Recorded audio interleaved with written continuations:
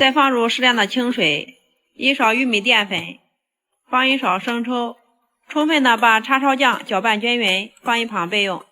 下面准备1根大葱，从中间分开，最后切成葱花，切好以后放到盘中备用。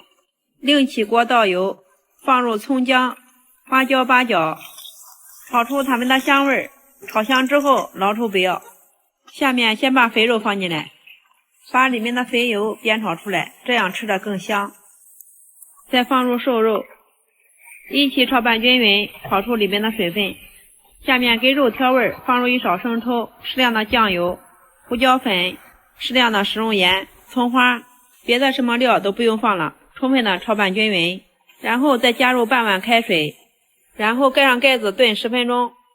时间到了，打开盖子，哇，满厨房飘